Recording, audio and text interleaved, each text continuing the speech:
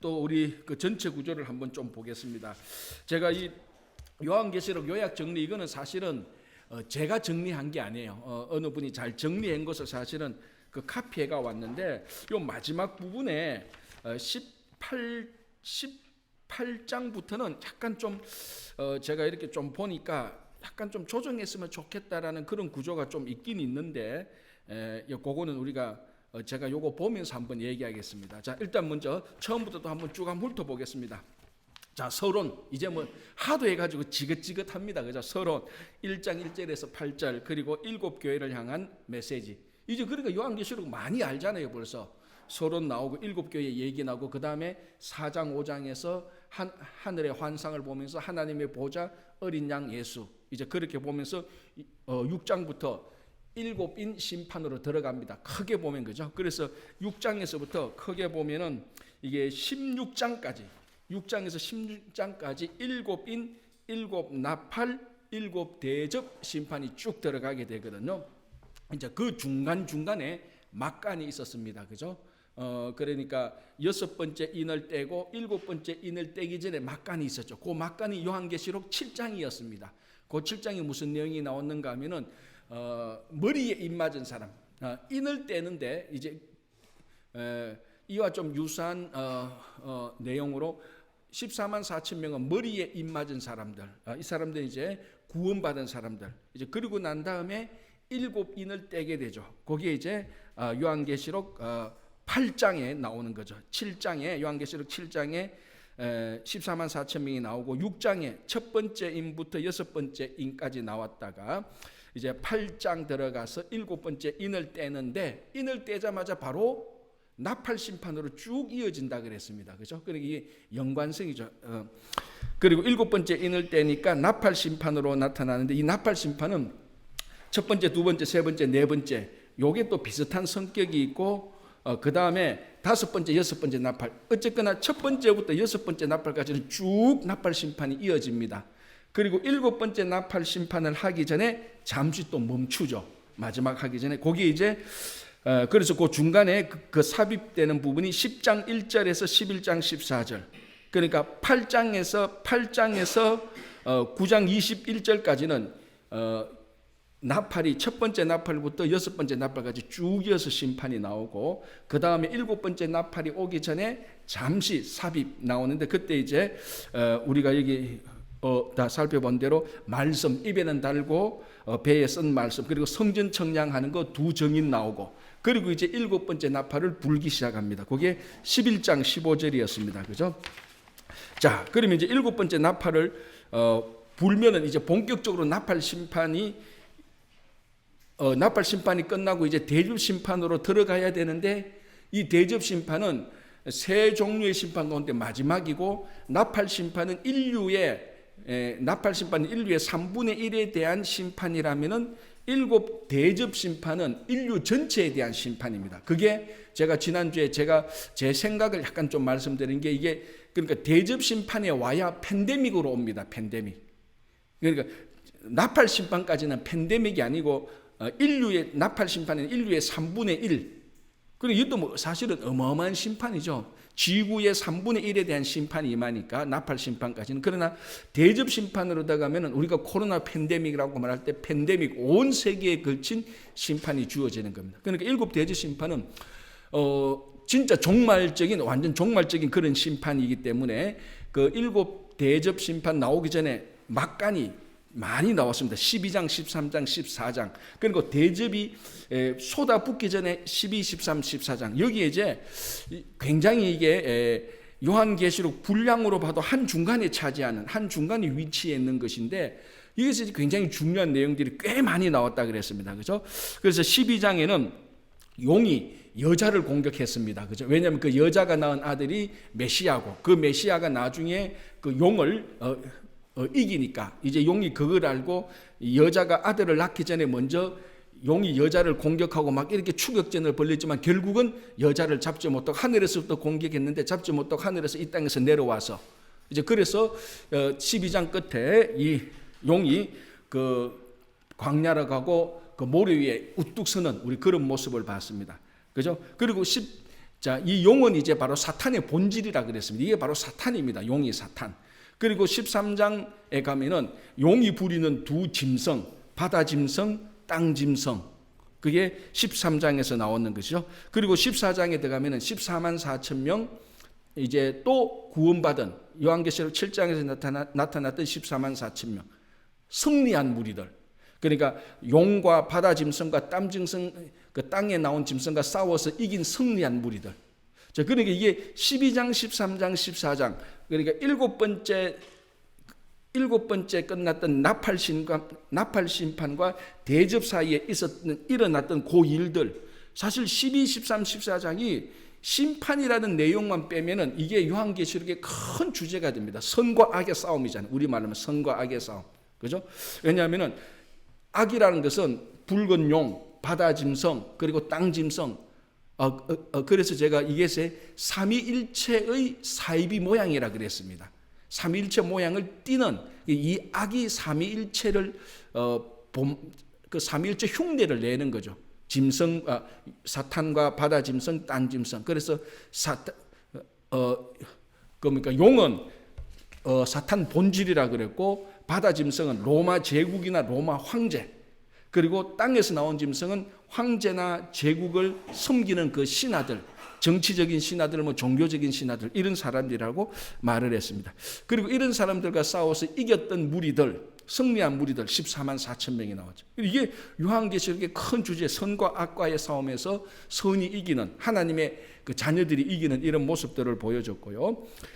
이제 그리고 일곱 대접 심판이 나타납니다. 우리가 이게 이제 15장, 16장인데 오랫동안 기다렸잖아요. 이 일곱 대접 이 심판을 보려고 막 뜸도 들이는데 일곱 번째 이제 일곱 대접 심판이 나오는 내용은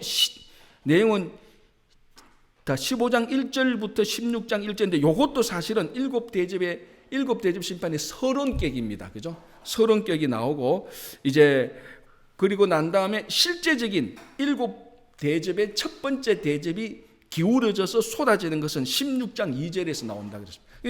굉장히 막간이 길었다 그랬습니다. 왜? 이건 팬데믹이니까, 팬데믹 심판이니까 굉장히 뜸을 들였다는 겁니다. 그리고 한 번 시작하니까 그대로 두 번째, 세 번째, 네 번째, 다섯 번째 이 대접들이 계속 막 쉴 새 없이 그대로 마치 폭우가 몰아치듯이 그렇게 심판이 일어났습니다. 그죠?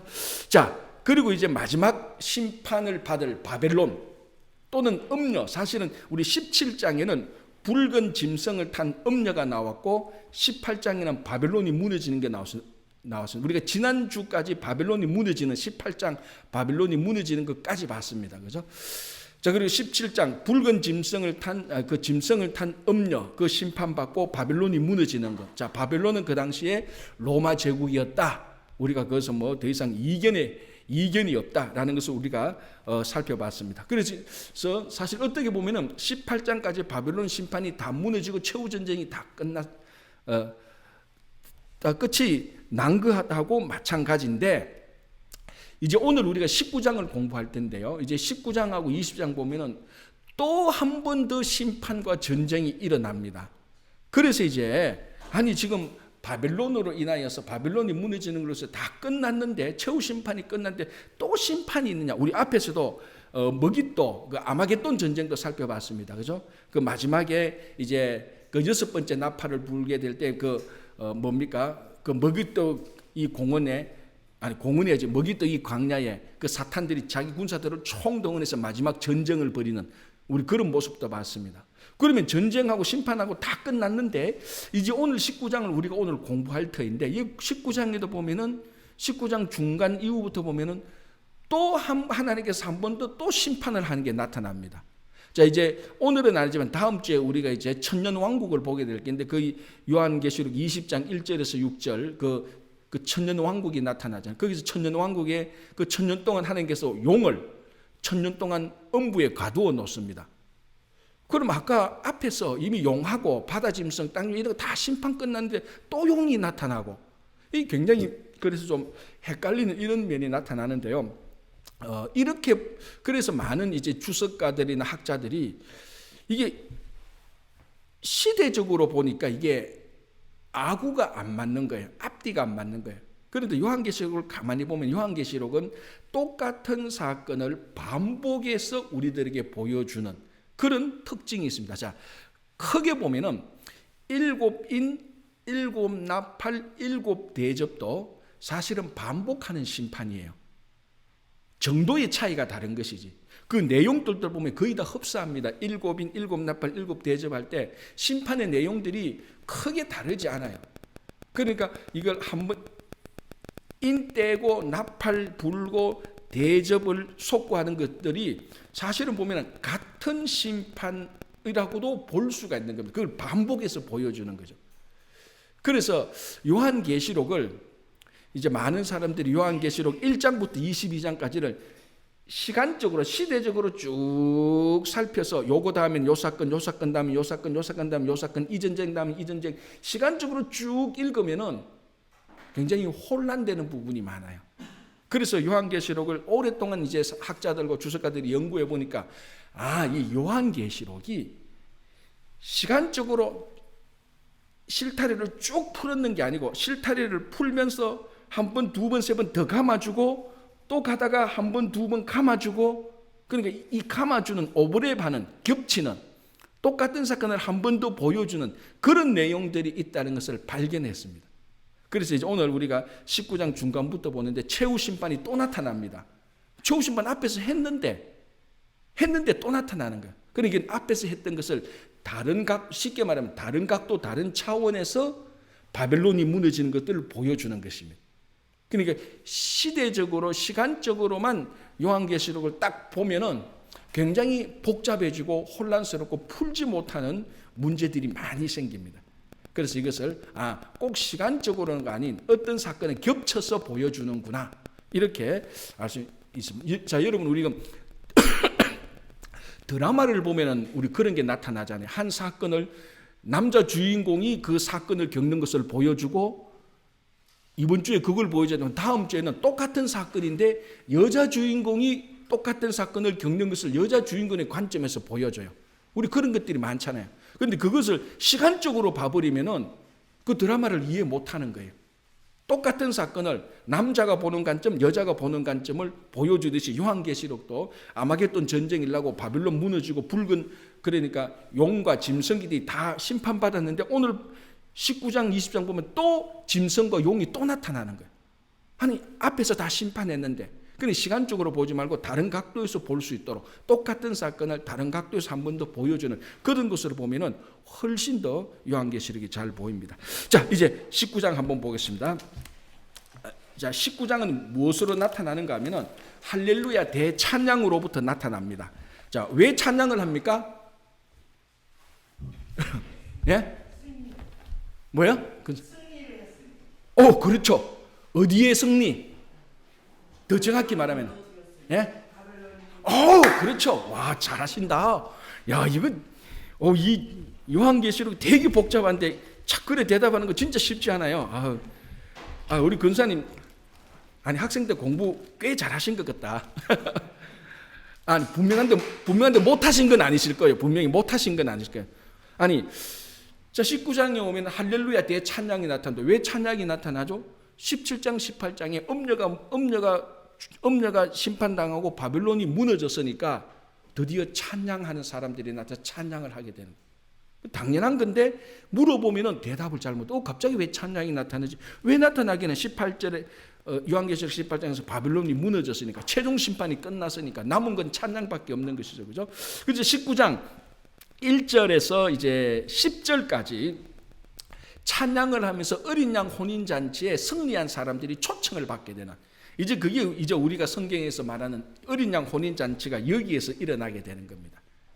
자, 그래서 이제 어떤 분들은 그게 아직까지 논쟁의 여지는 있지만 어떤 분들은 바벨론이 무너지는 것과 동시에 어린 양의 혼인 잔치는 동시대로 보고 하늘에서는 어린 양의 혼인 잔치를 하고 땅에서는 바벨론이 무너지고 그리고 이것을 제가 조금 전에 말씀드린 것처럼 시간적으로 전후로 보는 것이 아니고 동시대적으로 보는 사람들도 있습니다. 땅에서는 바벨론이 무너지고 하늘에서는 동시에 어린 양의 혼인 잔치가 이어지고 그렇게 보는 사람들도 있는데 이건 아직까지 논쟁이 좀 많은 것 같아요. 아니다. 이건 꼭 그렇게 이건 동시대적으로 볼 게 아니고 이거는 시간의 전후로 볼 거다. 바벨론이 무너졌으니까 무너진 것을 다 보고 성도들이 그리고 24장로와 그 내생물이 찬양을 하는 거 아니냐. 그것도 맞고 어떻게 보면 또 동시대에 하늘에서 바벨론이 무너지는 것을 보면서 심판을 보면서 동시대에 하늘에서는 비교 대조된 것으로 하늘에서는 어린 양의 혼인 잔치를 하고 땅에서는 바벨론이 패망하는. 그러니까 이걸 어떻게 보면 이게 동시대에 일어나는 걸로 보면 훨씬 더 뭐라고 하면 드라마틱한 거죠. 훨씬 더 비교 대조를 한순간에 딱 보니까. 그래서 만약에 저보고 요한계시록을 영화로 만들으라 그러면 저는 이걸 동시대로 하는 걸로 만들고 싶어요. 더 드라마틱하잖아요. 땅에서는 막 무너지고 위에서는 선교자의 그 피의 호소를 받아서 바빌론은 무너지고 위에서는 드디어 승리한 자들이 혼인잔치를 하는, 이 동시에 보여주면 훨씬 더 드라마틱하게 보여진다. 그러나 이것을 시간적으로 쫙 이렇게 놓으면 이해는 쉬운데 좀 밋밋할 수가 있죠. 그죠? 그러니까 요한계시록은 성경 66권 가운데 가장 1번으로 드라마적인 요소가 있는 책입니다. 그래서 요한계시록을 제대로 읽으려면 그러니까 드라마가 우리들에게 보여지는 성격을 알면은 요한계시록을 제대로 잘 읽어요. 그래서 한국의 아침 드라마를 좋아하는 아줌마들이 요한계시록 읽으면요, 이게 자기 나름대로 소스를 다 써요, 이렇게. 자, 이제 이런 드라마틱한 얘기가 나타난. 자, 어쨌거나 시대적으로 전후든 동시대든 어쨌거나 이제 우리가 어린 양의 혼인 잔치를 한번 보겠습니다. 잔치니까 당연히 찬양이 있어야 되죠. 이 찬양은 바빌론 패망 때문에 일어나는 겁니다. 자, 우리 교재를 보겠습니다. 19장, 제가 제목을 어린 양 혼인 잔치라 이렇게 했습니다. 자, 바벨론 멸망 축하 잔치입니다. 그죠? 찬양은. 그래서 1절에서 8절까지 나타나는데 이걸 가만히 보면 할렐루야가 4번 나와요. 그래서 할렐루야를 따라서 4번 할렐루야를 따라서 오늘 본문을 한번 보겠습니다. 자, 먼저 1절 보겠습니다. 19장 1절, 요한계시록 19장 1절. 2일 후에 내가 들으니 하늘에 허다한 무리에 큰 음성 같은 것이 있어 이르되. 자, 그러니까 19장 1절에서 2일 후에라고 말을 하니까 제일 쉽게 바빌론이 망한 후에 가나안 혼인 잔치가 있었다. 시대적으로 보면 제일 무리가 없죠. 그죠? 2일 후에 내가 들으니 하늘에 허다한 무리에 큰 음성 같은 것이 있어 이르되 할렐루야, 구원과 영광과 능력이 우리 하나님께 있도다. 자, 첫 번째 할렐루야 찬송은 누가 부르는 겁니까? 하늘의 허다한 무리들, 승리를 한 사람들, 그죠? 하늘에 있는 이 사람들이 어떻게 보면 이렇게 볼 수도 있죠. 꼭 집어서 말을 해보라. 하늘의 허다한 무리들, 좀 그렇게 황당하게 하지 말고 하늘의 허다한 무리들이 누구냐? 그러면 우리가 이렇게 말할 수 있죠. 이 땅에서 바벨론으로부터 핍박을 받고 순교했던 사람들, 아니면 끝까지 믿음과 인내를 지켰다가 핍박받고 병들어 죽은 사람들, 어쨌거나 믿음으로 승리해서 하늘에 있는 무리들, 그 허다한 무리들이 기다리다가 바벨론이 패망했으니까, 또는 바빌론이 패망하고 있으니까 할렐루야 찬양을 하는 겁니다. 자, 뭘 찬양하는가 하면은, 자, 1절 보겠습니다. 1절. 2일 후에 내가 들으니 하늘에 허다한 무리에 큰 음성 같은 것이 있어 이르되. 첫 번째 할렐루야, 구원과 영광과 능력이 우리 하나님께 있도다. 하나님의 하나님의 위대하심이죠. 구원과 영광과 능력의 위대함, 구원의 위대함, 영광의 위대함, 하나님의 위대함을 찬양하고, 그 다음에 뭐 있는가 하면은 그 2절에 그의 심판은 참되고 의로운지라. 그의 심판은 참되고 의롭다, 의로운 심판이다라는 것인데, 여기 참되고 의롭다라는 이 말을 우리가 좀 같이 연결해서 생각해 보면은 이 말의 뉘앙스가 어떤가 하면은, 마치 우리가 그 앞에서 순교자들이 핍박받아 죽으면서 피로 호소를 했던 내용들이 나타났습니다. 앞에서 이미 많이 나왔죠. 이것은 순교자들의 기도다, 이런 호소다, 이런 것 나오는데, 드디어 하나님께서 그 순교자들의 피의 호소를 들어서 바빌론을 멸망시키는, 그러니까 이 때가 되어서 하나님께서 진짜 정당하게 의로운 심판을 하는, 그리고 이것이 진짜 참된 심판을 하는 그러니까 심판의 특징에 대해서 찬양을 하는 것이죠. 하나님의 위대하심과 이 심판이 정당한 심판이라고 찬양을 하는 겁니다. 자, 그래서 한번 보시면 2절에 그의 심판은 참되고 의로운지라 음행으로 땅을 더럽게 한 큰 음녀를 심판하사, 음녀 바벨론이죠. 자기 종들의 피를 그 음녀의 손에 갚으셨도다. 확실하게 순교자에 대한 그 자기 종들에 대한 피해 호소에 대한 응답이죠. 그죠? 그러니까 이 참되고 의로운 심판의 특징은 순교자들, 성도들의 호소를 듣고 하나님께서 하나님의 타이밍에 맞추어서 심판했다. 그래서 참되고 의로운 심판. 이것을 하늘에 있는 허다한 무리들, 아마 바로 피를 흘렸던 그 무리들이 이렇게 찬양을 하는 거다라고 우리가 볼 수 있는 거죠. 자, 두 번째 할렐루야는 3절에 나오는데 그냥 간단하게 끝납니다. 그냥 할렐루야 한 번 더 반복하는 것 같아요. 그래서 우리 갈로 2번 두 번째 할렐루야는 3절인데요. 보겠습니다. 3절. 두 번째로 할렐루야 하니. 자, 그 연기가 세세토록 올라가더라. 자, 여기서 이제 연기는 바빌론이 멸망했을 때 나오는 연기, 아마 그런 걸로 우리가 볼 수 있겠죠. 어쨌든 정확한 두 번째 할렐루야에 대한 찬양은 없지만 아마 첫 번째 할렐루야에 대한 그 찬양에 대해서 계속 이어지는 그런 분위기를 알 수 있습니다. 자, 세 번째 할렐루야는요 4절에서 5절입니다. 4절에서 5절. 자, 첫 번째하고 두 번째는 누가 찬송을 했다고요? 하늘의 허다한 무리가 찬송을 했습니다. 그리고 세 번째 할렐루야는 그 하늘의 허다한 무리의 찬송에 대한 응답송입니다. 응답송. 리스판사하는 거죠. 그래서 누가? 자, 5절 볼게요. 4절 볼게요. 또 24장로와 내 생물이 엎드려 보좌에 앉으신 하나님께 경배하여 이르되. 이거 우리 어디서 많이 봤죠? 어디서 많이 봤죠? 이 폼? 어디서 많이 봤죠? 24장로와 내 생물이 엎드려 보좌에 앉으신 하나님께 경배하는 거. 그대로 우리가 어디서 봤죠? 요한계시록 몇 장에서 봤죠? 아까 앞에서 봤는데 요한계시록 4장. 첫 번째 환상이 이거였잖아요. 요한계시록 3장까지 요한계시록 3장까지 7교회에 보내는 편지 보내고 4장부터 본격적인 환상 가는데 사도 요한이 드디어 하늘의 문이 열리고 환상 가운데 하늘의 보좌를 보는데 그 하늘 보좌 옆에 24장로들이 있었고 내 생물들이 있었는데 그 사람들이 뭐 하는가 보니까 그 사람들이 찬양을 하고 있었잖아요. 지금 그거하고 똑같은 폼입니다. 자, 한번 볼까요? 요한계시록 4장을 보십시오. 자, 4장에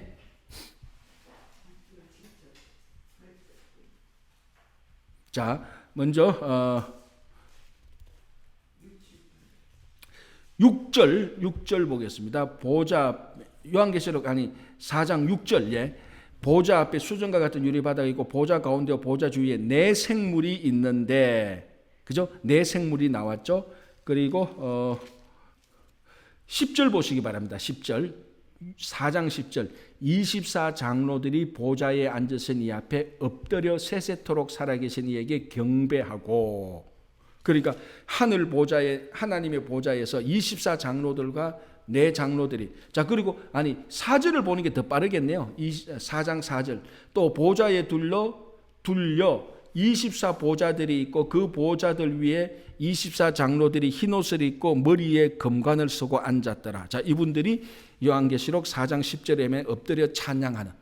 그러니까 하늘 보좌가 나타나고 24장로들과 내 생물들이 찬양했던 것들이 다시 바벨론이 멸망하고 허다한 무리들이 바벨론 멸망을 찬양할 때 그에 대한 응답송으로 24장로들과 내 생물들이 또 찬양을 하는 겁니다. 자, 그러면 이 24장로들과 내 생물들이 찬양하는 내용이 뭔가? 자, 4장. 자, 다시 19장으로 가겠습니다. 19장 4절 5절 보겠습니다. 4절. 또 24장로와 내 생물이 엎드려 보좌에 앉으신 하나님께 경배하여 이르되 아멘 할렐루야 하니 보좌에서 음성이 나서 이르시되 하나님의 종들 곧 그를 경외하는 너희들아 작은 자나 큰 자나 다 우리 하나님께 찬송하라 라고 말합니다. 자, 찬송 내용은 하나님을 경배하는 겁니다. 그죠? 경배하는 건데 여기서 우리가 하나 주의해서 봐야 될 게 있는데 24 장로들과 내 생물들이 하나님께 경배하는 태도를 봐야 됩니다. 자, 이 태도를 보십시오. 이 4절 또 24 장로와 내 생물이 엎드려 보좌에 앉으신 하나님께 경배하여 엎드려 경배했습니다.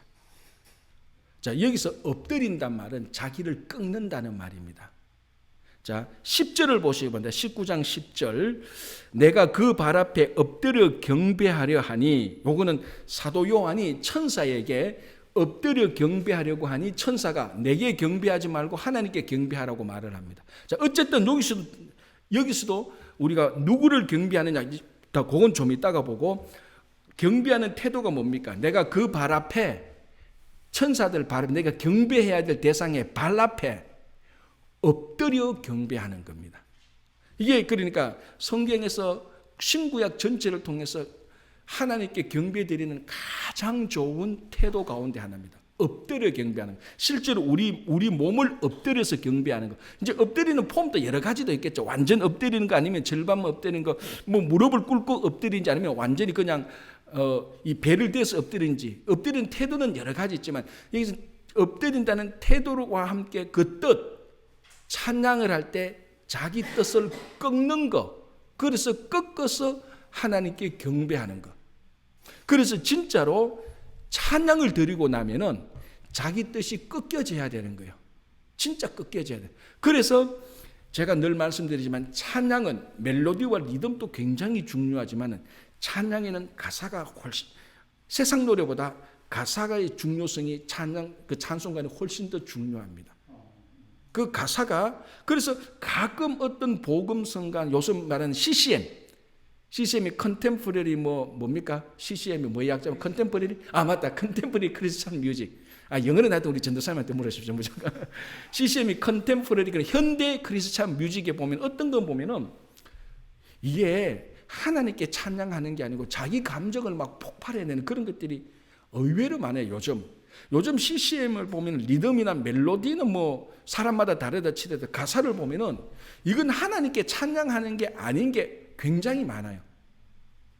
그래서 찬송가 가사의 가장 본질은요, 하나님께 찬양을 드리는 게 찬송가의 가장 본질입니다. 내가 이렇게 하겠다라고 보는, 내가 이렇게 하겠습니다라는 것도 찬송이라고 봐야 되는지 안 봐야 되는지에 대한 논쟁도 있습니다. 왜? 찬양 자체는 내가 뭘 하겠다는 게 찬양이 아니잖아요. 하나님께 영광과 경배를 드리는 게 찬양입니다.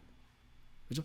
자, 그거는 나중에 우리가 우리 흔히 말하는 성가대 세미나나 이런 거 할 때 좀 더 자세히 보고, 어쨌든 찬양하는 태도가 엎드려 경배함으로 자기 뜻을 완전히 꺾어서 불복시켜서 하나님께 모든 영광을 다 올려드리는 겁니다.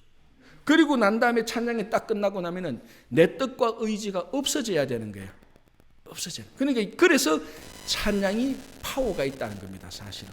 그래서 찬양이 파워가 있는 것이, 찬양하니까 내가 기분이 좋아서, 울적했던 마음인데 찬양하니까 기분이 좋아서, 물론 그것도 굉장히 좋은 거예요. 그러나 그것이 가장 찬양이 주는 가장 근본적인 파워는 아니에요. 가장 근본적인 파워는 하나님께 내 뜻을 꺾어서 완전히 하나님께 맡기고 하나님께 영광을 돌리고 나니까 정말 내가 진짜로 하나님께서 나를 창조하신 피조물의 모습이 되는 겁니다. 그래서 이런 찬양을 진짜 하나님께서 받으시는 거예요. 어떻게 보면은 우리가 성가대 찬양이나 우리가 회중 찬양을 드리는 것에 대해서 우리가 곰곰이 생각해 볼 점이 굉장히 많아요.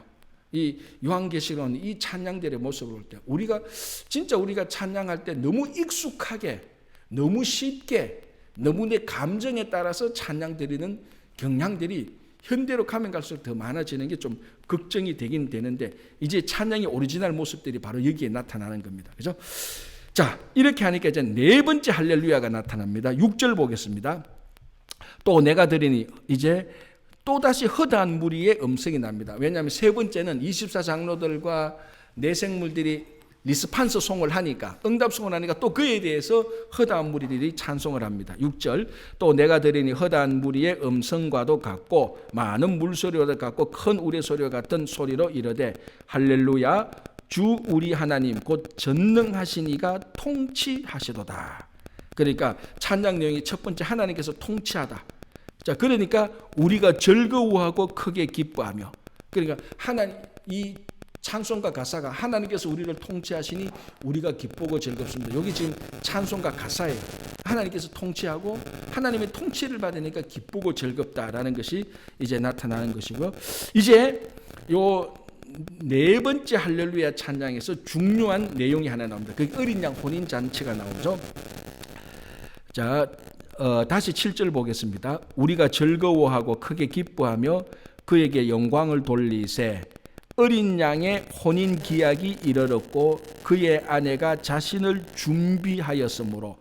자, 어린 양이 신랑이고 그의 아내 성도 우리죠, 그죠? 우리가 자신을 준비하였으므로 그에게 빛나고 깨끗한 세마포 옷을 입도록 자 허락하셨으니 이 세마포 옷은 성도들의 옳은 행실이라. 자, 어린 양의 혼인 잔치에 신랑 대신 어린 양과 결혼하게 될 신부가 입을 옷은 무슨 옷입니까? 신부 예복은 세마포죠. 깨끗한 세마포, 흰옷 세마포고, 이 세마포의 뜻은 성도들의 옳은 행실이다.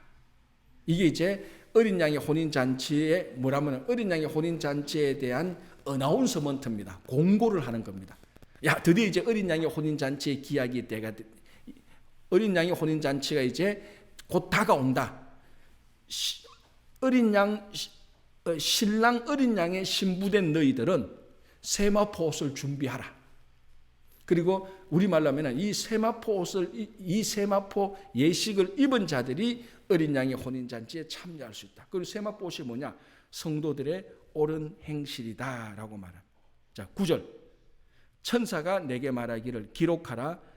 어린 양의 혼인 잔치에 청함을 받은 자들은 복이 있도다. 그죠? 복이 있도다라고 이렇게 얘기를 합니다. 자, 이제 여기서 우리가 하나 보겠습니다. 여기 요한계시록은 네 번째 복입니다. 자, 요한계시록에 복이 몇 번 나온다 그랬죠? 제가 전번에 복이 7번 나온다 그랬습니다. 그래서 7번 나오는데 여기 네 번째 복인데, 자, 지금 이제 앞에는 바벨론 심판이 있었고 이제는 어린 양의 혼인 잔치가 있습니다. 시간적으로는 전후였는데 제가 아까 이것을 전후로 볼 수 있지만 동시대적으로 한번 보자고 말을 이런 제안도 했습니다. 땅에서는 바벨론 패망이요, 위에서는 어린 양의 혼인 잔치가 이루어집니다. 비교 대조되죠. 이게 훨씬 더 드라마틱하죠. 사실은 요한계시록의 최후 전쟁과 최후 승리의 기쁨은 이걸로 사실은 끝난다고 봐는 것이 맞습니다. 그리고 그 다음에는 다시 또 오버랩 된다 그랬죠. 반복된다 그랬죠, 이게. 자, 여기서 이것이 어떻게 보면은 인류의 마지막 종말의 모습일 수도 있습니다. 물론 이후에 새 하늘과 새 땅, 이제 그거는 쉽게 말하자면은 종말 이후에 주어지는 인류의 회복을 말하는 것이지, 인류 회복 전에 이 땅의 종말은 이 부분이 마지막이라고 볼 수 있습니다. 바빌론 패망과 어린 양의 혼인 잔치. 무슨 말을 제가 하고 싶은가 하면은, 어떤 사람들은 이 땅에서 바벨론의 백성으로서 바벨론의 혜택을 누리고 바벨론의 건세와 바벨론의 권위를 누리고 살아가는 사람들이 있습니다. 그 사람들은 바벨론에서 살면서 어깨에 힘을 주고 자기들이 입신양면했다고, 출세했다고, 성공했다고 그렇게 큰 소리 치면서 살아갔을 수가 있을 겁니다. 그러나 오늘 마지막에 어린 양의 혼인잔치에 참여했던 사람들은 어떤 사람입니까? 바벨론에 의해서 핍박받고 무시당하고 조롱받고, 어떤 사람은 바벨론에서 심지어 목숨까지 내어놓는, 아닌 다른 사람들은 바벨론에 의하여 그 바벨론이 핍박받고 조롱할 때 끝까지 믿음과 인내로 견뎌냈던 사람들. 자, 우리가 어떤 경기가 시작되고 이 경기의 승리와 패배를 결정하는 시간은 어느 시간입니까? 경기의 가장 마지막 시간입니다. 처음에 아무리 잘한다고 할지라도, 중간에 아무리 경기를 잘한다 할지라도 마지막 스코어가 결정나기 전까지는 아무도 처음과 중간에 잘했다고, 누가 승리했다고 말하지는 않습니다. 마지막 스코어의 결과에 따라서 누가 승리했냐 누가 패배했냐가 드러나는 겁니다. 자, 오늘 이것을 보면서 어린 양의 혼인잔치와 바벨론의 패망을 보면서 이게 인류의 마지막 모습이라면은 여기에 바로 요 타이밍에 바로 요곳에서 어린 양의 혼인 잔치에 참여하는 사람은 승리한 사람입니다. 바벨론에 있다가 패망한 사람은 패배한 사람입니다. 그 이전에 어디에 있었든지 어떻게 했든지 그거는 다 어린 양의 혼인 잔치 또는 바벨론의 패망에 들어오는 프로세스에 불과한 겁니다. 결국 마지막에 우리가 어린 양의 혼인 잔치에 들어가면은 승리하는 거예요. 그게 이 게임으로 보자면 게임의 마지막 타임입니다. 지금 우리가 그 타이밍을 보고 있는 겁니다. 굉장히 중요한 타이밍을 보고 있는 거죠. 그래서 우리가 승리하는 사람은 중간에 어떤 과정을 거치든지 간에 마지막에는 어린 양의 혼인잔치에 참여해야 됩니다. 그래야 여기서 말한 것처럼 어린 양의 혼인잔치에 참여한 자는 복이 있도다라고 말을 합니다. 그래서 바빌론에 있다가 바빌론에서 패망하면은 안 되는 겁니다. 그죠? 자, 이제 다시 9절 보겠습니다. 이렇게 되어 있습니다. 그래서 우리 그 교재는 2번 큰 2번 복된 자라고 되어 있습니다. 9절에서 10절인데요. 그래서 복된 자는 어린 양의 혼인 잔치에 그 청함을 받고 참여한 자가 복이 있고, 자, 그러니까 10절 보시기 바랍니다. 내가 그 발 앞에 엎드려 경배하려. 사도 요한이 자 9절에는 어린 양의 혼인 잔치에 참여한 자가 복이 있다. 누가 말을 합니까? 천사가 말을 하죠. 9절에 천사가 내게 말하기를 기록하라. 어린 양의 혼인 잔치에 청함을 받은 자들은 복이 있도다 하니까 사도 요한이 너무 우리말로 감동을 받아가지고 그 천사에게 엎드려 경배하려고 했습니다. 자, 그러니까 그 천사가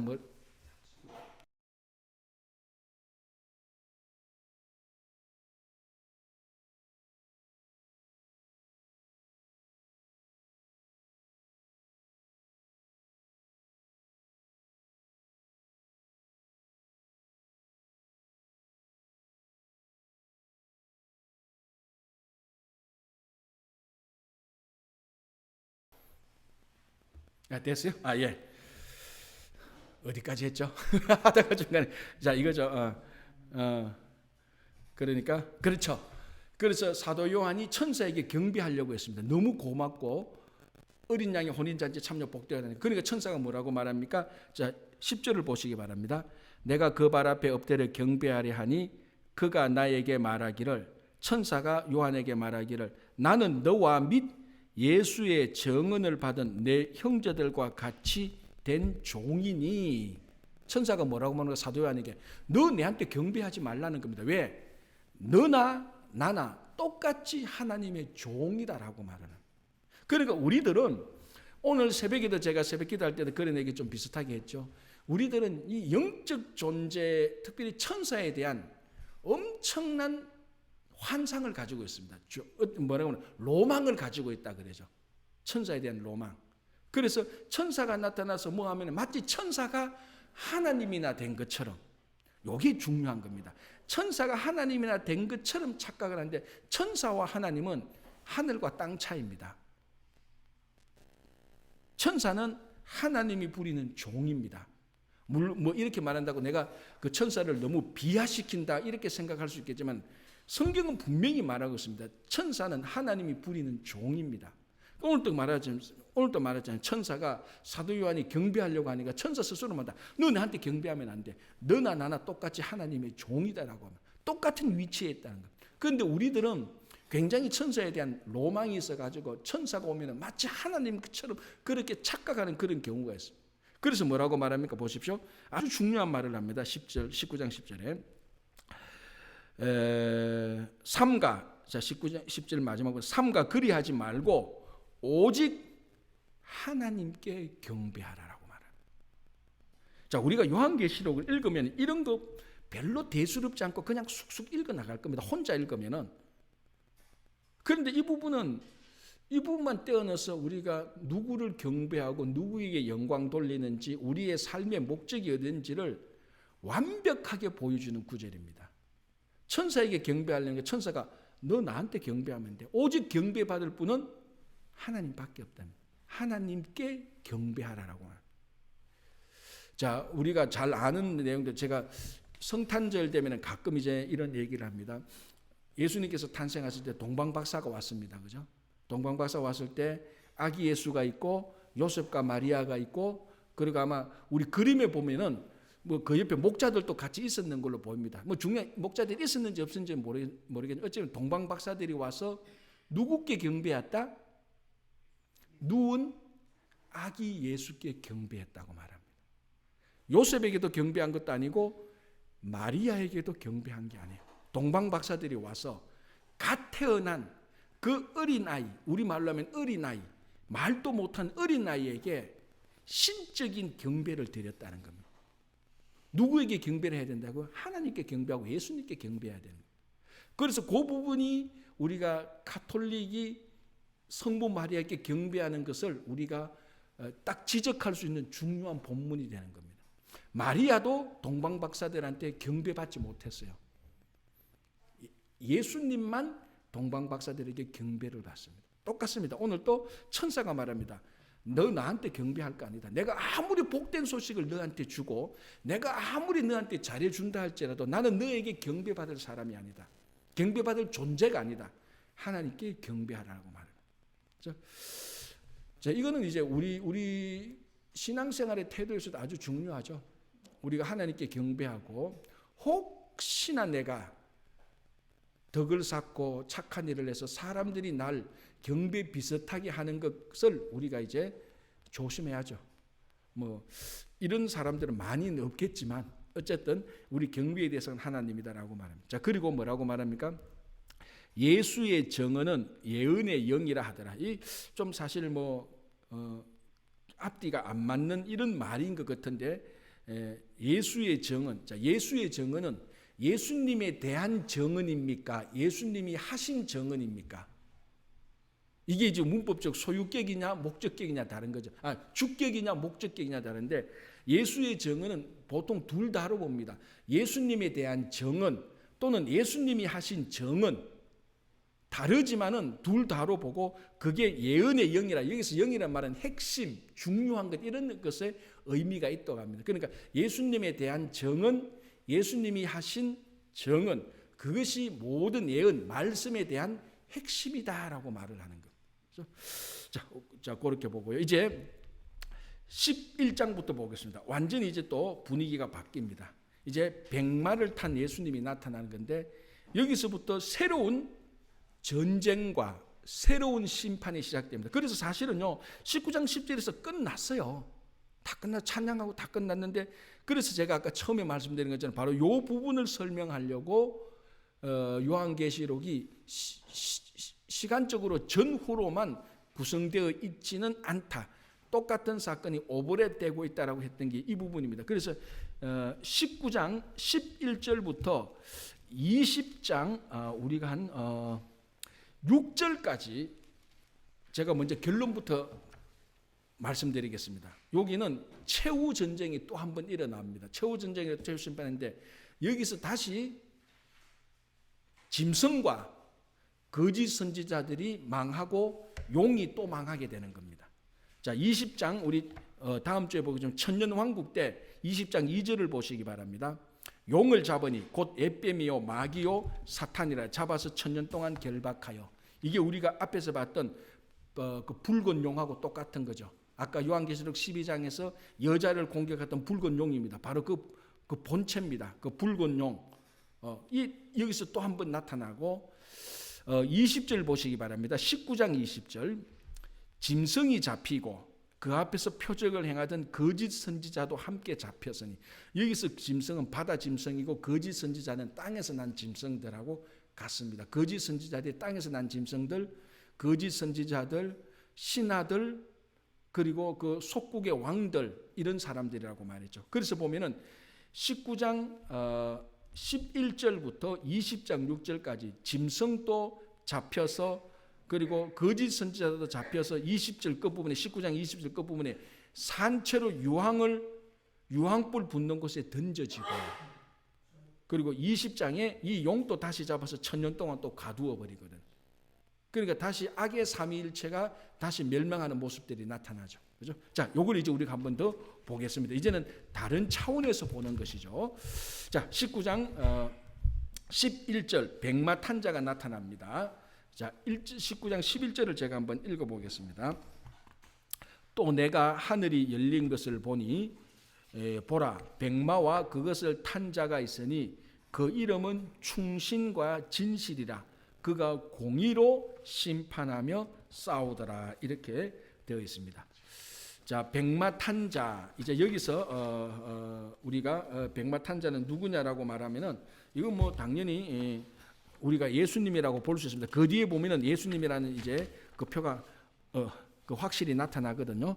자, 그거는 우리가 한번 보고요. 백마 탄 자가 나타난다. 그러니까 이게 마지막 때 예수님께서 백마 흰마를 타고 와서 짐승과 선지자를 잡아서 영원히 꺼지지 않는 그 유황 불못에 그 던져 넣습니다. 그죠?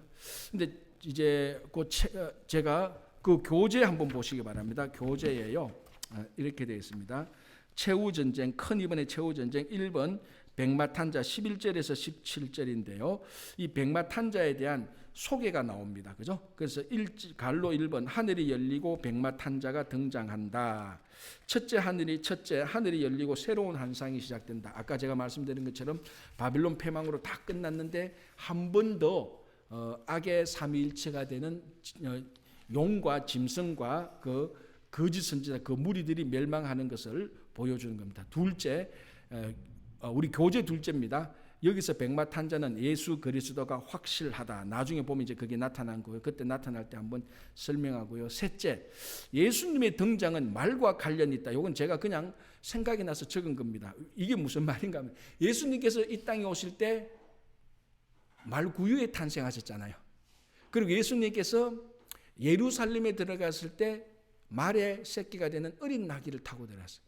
늘 예수님께서 중요한 결정타에 등장할 때 말을 타고 등장하는. 그런데 마지막에도 그 심판할 때도 지금 백마를 타고 나타나서 그 악들을 그 악한 짐승과 이런 것들을 이제 물리치기 위해서 나타나는 겁니다. 그죠? 자, 그럼 이 백마 탄자의 이름이 뭐냐? 충신과 진실이다. 좀 이 말이 좀 번역이 약간 좀 어색하게 좀 돼가 있는데요. 여기서 충신이란 말은 피스토스라 나왔습니다. 피스토스 헬라어로 피스토스는 신실, 진실, 믿음 우리가 그렇게 되거든요. 그러니까 여기서 이름이 충신과 신실이다 이 말은 죄송합니다. 충신과 진실이다 이 말은 신실과 진실이다 이 말하고 같고요. 사실은 같은 의미예요. 신실하심과 진실하심이 같은 의미입니다. 그죠? 그래서 그의 이름은 진실하심이다 또는 신실하심이다라고 이렇게 보면 되고요. 그가 공의로 심판하며 싸우더라라고 말합니다. 그리고 예수님의 자 이름 보십시오. 우리 교재에 제가 이렇게 적어놨죠. 그의 이름은 충신과 진실. 다시 말하면은 신실과 진실인데 요 신실과 진실이 히브리어로 아멘의 번역입니다. 자, 아멘 뜻이 뭐죠? 진실로 뜻입니다. 우리가 예수님의 이름으로 기도합니다. 아멘. 우리가 다 아멘 말이죠. 앞에서 기도했던 말은 예수님의 이름으로 기도합니다. 아멘 이 말은 진실로 그렇습니다라는 말. 그래서 우리가 예를 들어서 그 대표자가 기도 다 하면은 예수님의 이름으로 기도합니다. 아멘라고 말하면은 그 모든 말들이 우리가 진실로 그 기도에 동의합니다라는 말이에요. 자, 그러면은 뭐 오늘 교재인데 대표 기도자가 대표 기도할 때 굉장히 중요하죠. 자기 기도하면 안 되는 거예요. 대표 기도자가. 그 공동체의 기도 제목을 올려야 되는 겁니다. 그래서 실제로요. 어떤 사람은 대표 기도자가 대표하는 기도가 아멘 안 하는 사람이 있어요. 왜? 나는 저 대표 기도자 기도에 난 동의 못 한다는 거예요. 대표 기도자 보는 가만히 자기 기도만 실컷 하고 끝내. 나 동의 못 해. 어떤 사람은 아멘 안 해. 왜? 아멘은 뜻은 진실로 동의하는 뜻이거든. 요거는 이제 오늘 본문하고 좀 다른. 그래서 대표 기도를 할 때는 우리 공동체의 기도가 무슨 기도 제목이 있는지 그걸 기도하는 겁니다. 그래서 만약 가정에서 아버지가 엄마가 또는 장남이 기도하면 그 가정에서 기도하는 기도 제목을 올려야 되는 거예요. 그때 이제 전부 다 그 멤버들이 아멘이라고 말을 하죠. 아멘. 진실로 우리가 그렇게 동의한다. 그 말이 신실과 진실이 둘 다 히브리어로 아멘의 번역입니다. 예수님은 뭐냐? 진실로 그러하신 분입니다. 진실로 그러하신 분. 그죠? 자, 이제 그 다음에 그의 역할, 갈로 3번 역할은 뭐냐면은 공의로 심판하고 싸운다는 겁니다. 공의로운 심판을 하는 겁니다. 공의로운 심판하고 싸우는데요. 자, 백마 타고 오셔가지고 예수님께서 거룩한 싸움, 거룩한 전쟁을 하시고 공의로 예수님의 개인적인 어떤 감정이 아니고 전 100% 온전한 공의로 심판을 하게 되는데요. 자, 16장 요한계시록 16장 15절을 한번 보시기 바랍니다. 요한계시록 16장 15절에 이렇게 되어 있습니다. 이게 머깃도 아마겟돈 전쟁에서 예수님께서 나타나시는 모습인데요. 16장 15절 이렇게 되어 있습니다. 보라, 내가 도둑같이 오리니 누구든지 깨어 자기 옷을 지켜 벌거벗고 다니지 아니하며 자기의 부끄러움을 보이지 아니하는 자는 복이 있도다. 자, 이것도 복이 있던 나타인데 예수님께서 아마겟돈 전쟁을 할 때 어떻게 온다고요? 도둑같이 온다 그랬습니다. 여기서 도둑같이는 나쁜 의미가 아니에요. 여기서 도둑같이는 아무도 예상치 못했던 타이밍, 다시 말하자면 여기서 도둑같이 오는 타이밍은 하나님의 타이밍을 말합니다. 하나님의 타이밍에 예수님께서 오신다는 겁니다. 오늘 여기서 예수님께서 백마를 타고 공의로운 심판과 참된 심판과 공의로운 심판과 거룩한 전쟁을 하기 위해서 하나님의 타이밍에 맞춰서 예수님께서 등장하는 것하고 사실은 같은 겁니다. 그래서 제가 계속해서 말씀드리는 것이 요한계시록은 드라마적인 요소가 있다는 겁니다. 드라마처럼 봐야 되는 거예요. 마지막에 예수님께서 이 짐승과 거짓 선지자들과 이 용을 심판하기 위해서 하나님의 타이밍에 맞춰서 백마를 타고 아무도 예상했지 못한 시간에 그 시간에 쫙 나타나서 심판과 거룩한 전쟁을 하는 것입니다. 우리가 마치 이거하고 비슷하지 않습니까? 우리가 드라마를 볼 때 막 굉장히 위험하고 어려운 상황일 때 전혀 예상치 못했던 타이밍에 백마 탄 주인공이 나타나서 그 사건을 해결하는 그런 드라마틱한 요소하고 비슷한 겁니다. 그죠? 자, 그런데 그때 나타난 타이밍은 전부 다 하나님의 타이밍입니다. 자, 갈로 4번 보겠습니다. 자, 이렇게 백마 탄 예수님의 모습이 여기서는 어떻게 나타나는가? 이게 12절에서 16절까지 전체적으로 나타나는데 한번 보겠습니다. 12절, 그 눈은 불꽃 같고. 자, 우리가 요한계시록 서론할 때 1장 1절에서 1절 8절 서론할 때 부활하신 예수님의 모습이 나타났습니다. 그렇죠? 여기도 그하고 좀 겹치는 부분도 있고 겹치지 않는 부분도 있습니다. 자, 여기서는 부활하신 예수님의 모습이 아니고 마지막 전쟁을 끝내는 그 모습으로 나타나는 건데, 첫 번째는 19장 12절 갈로 첫째, 눈이 불꽃 같다. 자, 우리 불꽃 같다는 어떤 의미입니까? 우리가 가끔 기도할 때도 그랬죠. 하나님, 불꽃 같은 눈으로 저희들을 살피시고 불꽃 같은 눈동자로 저희들을 지켜주시고. 불꽃 같은 눈동자는 뭘 의미합니까? 환하게 밝히잖아요. 환하게 밝힌다는 것은 다 보고 계신다는 겁니다. 그래서 불꽃 같은 눈동자로 우리를 인도하시고라는 것은 하나님은 모든 구석구석에 있는 것을 환하게 다 알고 계신다는 거예요. 다 알고 있어야 제대로 심판을 하죠. 어느 것이 악인지 어느 것이 선인지 모든 것을 환하게 알고 있어야 공의로운 재판을 할 수 있습니다. 그래서 우리가 법정에서 그걸 모든 것을 환하게 하려고 검사 얘기도 듣고 변호사 얘기도 듣는 겁니다. 그런데 불꽃 같은 눈동자가 있는 사람들한테는, 하나님한테는 검사 변호사도 필요 없어요. 환하게 다 보고 있으니까. 그래서 불꽃 같고라는 것은 심판할 수 있는 자격을 갖춘 심판자라는 겁니다. 심판할 수 있는 자격을 갖추고 우리의 모든 것을 환하게 알고 있다는 그런 표시가 되기도 하죠. 자, 두 번째는 뭡니까? 그 눈은 불꽃 같고 머리에는 많은 관들이 있고 머리에는 많은 관들이 있고 또 이름 쓴 것 하나가 있으니 자기밖에 아는 자가 없다. 자, 머리에 많은 면류관이 있습니다. 이 많은 면류관은 만왕의 왕 열방을 통치한다는, 면류관은 승리한 자에게 주고 통치자가 쓰고 있는 관입니다. 그죠? 그래서 여기서 많은 관은 것은 모든 열방들의 통치하는 면류관을 가지고 있다, 이런 의미고요. 자, 여기서 중요한 것이 있는데, 이게 보면 이름 쓴 것 하나가 있으나 자기밖에 아는 자가 없다. 어쨌거나 이 백마 탄 자에게 이름이 적혀 있는데 아무도 이름을 모르고 백마 탄 자만 이름을 알고 있다. 자, 이게 무슨 의미일까? 이게 뭐 어떤 의미가 있을까요? 자, 이게 이제 고대 근동의 상황을 봐야 되는데 A라는 사람과 B라는 사람인데 A라는 사람이 B라는 사람의 이름을 알고 있다는 것은 A가 B라는 사람을 정복했다는 그런 의미가 있습니다. 그런데 B가 A라는 사람의 이름을 몰라. 그러면 B는 A를 결코 정복할 수가 없습니다. 그래서 내가 누구의 이름을 알고 있다? 이 이름이라는 것은 그 사람의 인격, 그 사람의 과거의 삶, 그 사람의 삶의 특징, 그런 그 사람에 대한 전체 다를 말하는 겁니다. 이름이라는 것은. 특별히 성경에서 이름이라는 것은, 그래서 이름이 바뀔 때 인생의 터닝 포인트, 전환점이 주어지잖아요. 그래서 뭐 아무렇게나 이름 짓는 게 아니고 그 사람의 인격, 미래 모든 것을 총체적으로 통합해서 이름을 짓기 때문에 내가 너의 이름을 안다는 것은 내가 너의 모든 것을 알고 있기 때문에 나는 너를 정복할 수가 있어. 이런 의미가 있습니다. 자, 그래서 예수님이 누구도 예수님의 이름을 알지 못한다는 것은 누구도 예수님을 정복할 수 없다는 겁니다. 예수님의 영원한 신성은, 예수님의 거룩함은 누구에게도 정복되지 않는 고유한 신성을 말하는 것입니다. 자, 여러분 이거 한번 보십시오. 에덴 동산에서 하나님께서 아담에게 특별한 권한을 준 게 있습니다. 그 특별한 권한 가운데 하나가 뭔 줄 아십니까? 뭐겠어요? 에덴 동산에 있는 모든 것에 이름을 불렀습니다. 이거 보고 나무, 이거 보고 벽들, 그걸 아담이 다 이름 다 지은 거예요. 아담이 에덴 동산의 모든 것에 이름을 불렀다는 것은 그 모든 것을 다스릴 권한이 있다는 거예요.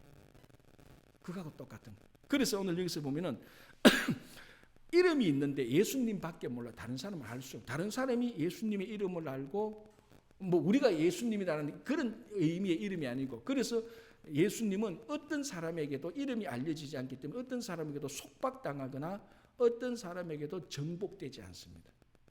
그거를 지금 그러니까 아주 신비스러운 고유한 그런 거룩성을 얘기하는 것입니다. 그죠? 자, 13절 보겠습니다. 뭐가 되겠습니까?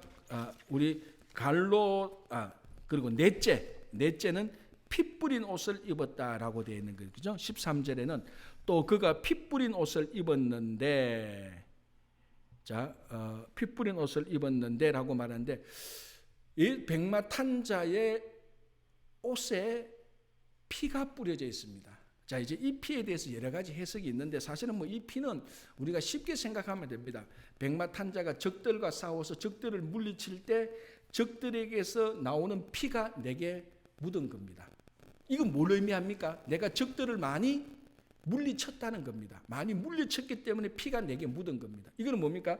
예수님께서 백마 탄 자가 그러니까 그 적들을 많이 물리치고 승리했다는 그런 표시입니다. 그래서 옷에 피가 많이 묻어있다. 자, 이거는 내가 상처를 받아서 피가 흘린 게 아니고 피가 뿌려졌잖아요. 피가 뿌려졌다는 겁니다. 그래서 13절에 그가 피가 묻은 옷이 아니고 피가 뿌려진 옷, 외부로부터 피가 내한테 뿌려진, 피가 튀겨졌다는 거죠. 그럼 내가 상대방을 죽이니까 상대방의 몸에서 피가 내게 튀겨졌다. 이 말은 내가 상대방을 이겼다는 그런 의미가 있는 것입니다. 또 그가 피 뿌린 옷을 입었는데 그 이름은 하나님의 말씀이라라고 말합니다. 자, 이 옷의 이름이 다시 볼게요. 13절에 그 이름은 하나님의 말씀이라라고 말하는데요. 자, 여기서 하나님의 말씀은 어떤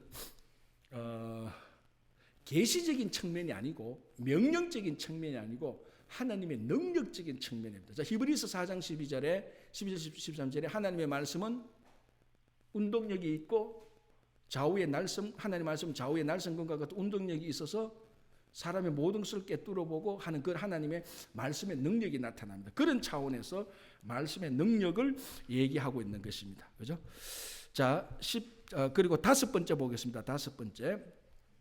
옷과 다리에 이름 쓴 것이 있다. 16절로 넘어가겠습니다. 16절로 좀 넘었어요. 그 옷과 그 다리에 이름 쓴 것이 있으니 만왕의 왕이요 만주의 주라 하였다. 자, 이게 약간 모순이 있죠. 무슨 모순이 있습니까? 아까 앞에는 예수님의 이름이 아는 자가 없다고 말했는데 이번에는 16절에는 옷과 다리에 이름이 선 게 있대요. 자, 여기서 옷과 다리라는 것은 쉽게 말하면은 다리에 있는 옷 부분입니다. 그러니까 허벅지 정도 되겠죠, 그죠?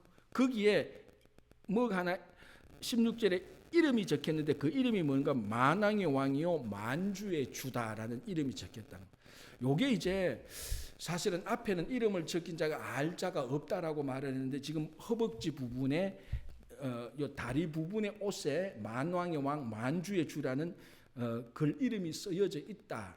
사실 좀 약간 뭐라고 말하는가 하면 좀 이름이 없는데 이름이 있네 이런 좀 약간 생각이 들긴 드는데요. 요 당시에 로마의 조각상들 있지 않습니까? 로마의 조각상들이 많잖아요. 그 당시에 조각가들이 자기가 세운 조각 신상에 글을 쓸 때는 항상 허벅지 있는데 글을 썼대요. 자기 이름을 쓰거나. 아마 그의 본받은 게 그의 영향을 받은 게 아닌가라고 그렇게 얘기를 하는데 중요한 거는 그 이름 자체가 중요한 것이죠. 이름이 뭡니까? 만왕의 왕 만주의 주. 원래 이 당시 이 이름은 누구의 이름이었죠? 앞에서 제가 많이 반복했는데 원래 이 호칭은 누구에게 주는 호칭입니까? 로마 황제에게 주는 호칭이었죠. 원래 이 시대에 유일하게 로마 황제에만 만주의 주요 만왕의 왕이라는 호칭이 주어졌습니다. 그런데 이것을 떼서 이제 우리에게 만왕의 왕 만주의 주는 로마 황제가 아니고 백마탄자 예수 그리스도께서 만주의 주고 만왕의 왕이라는 신앙 고백이 들어가 있는 겁니다. 그렇죠? 자, 그리고 여섯 번째 한번 볼까요? 여섯 번째 두 가지 무기가 나옵니다. 15절을 보겠습니다. 요한계시록 19장 15절. 그의 입에서 예리한 금이 나오니 그것으로 만국을 치겠고 친히 그들을 철장으로 다스리며 또 친히 하나님 곧 전능하신 이의 명렬한 진노의 포도주를 밟겠고. 자, 두 가지 무기가 나옵니다. 하나는 뭡니까? 입에서 예리한 금이 나오고 또 하나는 철장이 나옵니다. 자, 이제 이걸 글자 그대로 보면은 환상적이죠. 입 속에서 예리한 금이 나오니까. 자, 그러면 이 입에서 나오는 칼금이 뭔가 하면 우리 구약 성경 읽기에서 나오면은 바로 입에서 나오는 하나님의 말씀을 말하는 겁니다. 그래서 여기서도 철장도 똑같이 하나님의 말씀을 의미하는 겁니다. 우리 구약 성경을 보면. 그래서 사실은 두 가지 무기라고 말하지만은 실상은 한 가지 무기를 말하고 있습니다. 그게 뭡니까? 하나님의 말씀입니다. 그래서 하나님의 말씀을 말하는데 그래서 아까 그 앞에서도 나왔죠. 이름이 하나님의 말씀이다라는 것들이 나온 것입니다. 그죠? 그래서 그게 같은 맥락이죠. 그죠? 13절 보시기 바랍니다. 또 그가 피 뿌린 옷을 입었는데 그 이름은 하나님의 말씀이라 칭하더라. 요게 같은 차원에서 15절에 그의 입에서 예리한 금이 나오니 이게 하나님의 말씀이고 그것으로 만국을 치겠고 하나님의 말씀으로 만국을 다스리고 친히 그들을 철장으로 다스리고 이 또 철장이 또 하나님의 말씀하고 같은 거예요. 하나님의 말씀으로 다스리며 또 친히 하나님 곧 전능하신 이의 명렬한 진노의 포도주 털로 밟겠고 하나님께서 그 진노하신 이런 모습을 나타나는 겁니다. 그렇죠? 자, 일곱 번째 보겠습니다. 백마탄자와 따르는 무리들 14절을 보겠습니다. 자, 오늘은 여기까지만 하겠는데요. 14절 보겠습니다. 요한계시록 14절. 하늘에 있는 군대들이 희고 깨끗한 세마포 옷을 입고 백마를 타고 그를 따르더라. 자, 지금까지는 백마탄자에 대해서 쭉 얘기를 했습니다. 예수님을 말하는데 이제 백마탄자를 따라오는 사람들. 그리고 우리 말하면 뭐 믿음의 성도들이죠. 그 사람들은 어떻게 됩니까? 14절에 그 사람들의 모습은 하늘에 있는 군대들이 희고 깨끗한 세마포 옷을 입고 백마를 타고 그를 따라. 똑같이 백마는 탔는데 복장이 뭡니까? 희고 깨끗한 세마포 옷을 입죠. 자, 요한계시록에서 성도의 복장은 항상 흰 세마포 옷이었어요. 그게 뭘 의미합니까? 순결과 정결과 거룩함을 의미하는 거예요. 그래서 어떤 사람은 상상력을 발휘해서 이렇게 말합니다. 자, 지금 예수님의 옷은 지금 무슨 색깔이죠? 예수님의 옷의 색깔은 피색이죠. 붉은색이죠. 아까 피 뿌린 옷을 입었잖아요. 그러니까 예수님은 백마를 타고 피 뿌린 피가 튀겨진 붉은색 옷이 되어가 있고, 예수님을 따르는 믿음의 성도들은 백마를 타고 흰 옷을 입고 있습니다. 그래서 어떤 사람이 상상력을 발휘해서 원래 예수님의 옷도 흰 옷이었는데 대적들을 죽이니까 그 피가 예수님에게 뿌려져서 피 뿌린 옷이었다, 이렇게 지금 말하는데 굉장히 의미가 있는 것 같습니다. 그래서 성경에서 성도들이 입는 옷은 항상 흰 옷입니다. 그렇다고 여러분들이 교회 올 때마다 매일 흰 옷 입으란 말이 아니고, 그 흰 옷의 의미가 뭡니까? 순결과 정결. 그래서 이 사람들은 항상 승리한 무리들로 나타나는데요. 요한계시록 7장 14장에서 14장 4쯤이 나타나는데, 이 요한계시록에서 성도들의 승리는 어디에 달려 있는가? 똑똑하고 재물이 많고 권세가 있고가 아니고, 끊임없이 끝까지 신부가 신랑된 예수에게 보이는 순결과 정결함이 있습니다. 그게 요한계시록에서 계속해서 흰 옷을 입은 성도들에 대한 중요한 상징으로 나타납니다. 그게 오늘날 우리 성도들에도 마찬가지예요. 자, 여러분, 요즘 우리가 살아가면서 갈수록 계속해서 원래 하나님의 말씀의 순수성, 신앙의 순결함과 정결함을 지키기가 갈수록 계속해서 더 어렵습니다. 미국에 살면은 문화적인 시대의 풍조가 그렇잖아요. 뭐 우리가 신앙의 순결함을 지킨다고 해서 정부 정책이나 어떤 그 경찰의 공권력으로 우리를 반대하지는 않습니다. 그러나 그보다 더 무서운 이 문화, 현대의 시조, 시류, 이런 것들이 순수하게 신앙생활을 하면서 세상에 살면서, 세상을 떠난 게 아니고 세상에 살면서 구별되어서 우리의 순수함과 순결함과 정결함을 지키기가 가면 갈수록 훨씬 더 어렵습니다. 그러나 이것을 끝까지 지켜나가는 사람들, 그 사람들이 오늘 백마탄 자를 따라가는, 백마탄 예수님을 따라가는 백마탄 세마포옷을 입은 사람들, 그 사람들이 승리한 사람들이라고 오늘 얘기를 하고 있는 것입니다. 자, 여기까지만 오늘 보고요. 다음 주에는 17절부터 이제 19장 17절부터 20장, 드디어 20장은 이제 뭘 우리가 공부해야 되는가 하면은 전천년설, 후천년설, 무천년설, 세대주의, 이걸 공부해요. 그거 많이 들어봤죠? 자, 전천년설은 뭡니까? 천년이 앞에 온다는 겁니까? 뒤에 온다는 겁니까? 예, 다 그래 생각해요. 다 틀렸어요. 전천년설은 천년이 뒤에 오는 거예요. 후천년설이 천년왕국이 먼저 오는 거예요.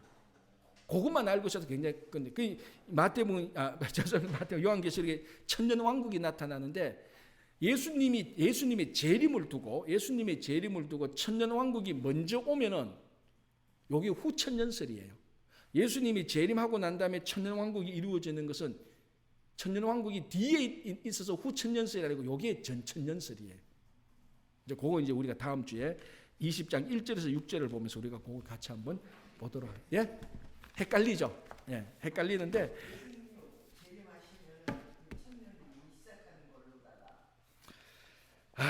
이제 그게 이제 가장 이제 요한계시록에 나타난 딜레마 중에 하나입니다. 솔직히 저도 모르는 건 모른다고 말하는데 또 있습니다.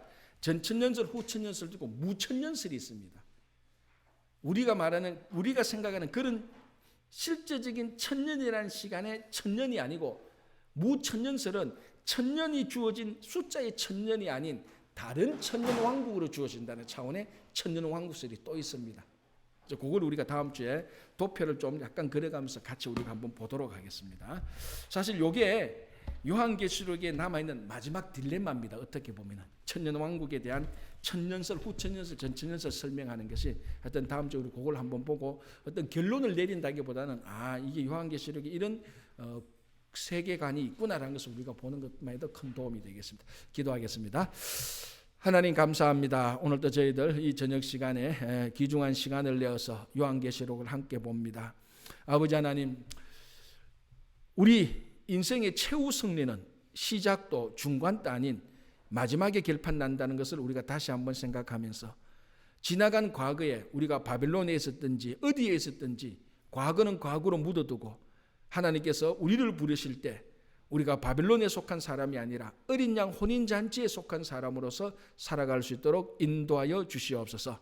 이제부터 정말 하나님께서 어린 양 혼인잔치에 초대함을 받는 귀한 복된 성도의 삶이 될 수 있도록 도와주시옵소서.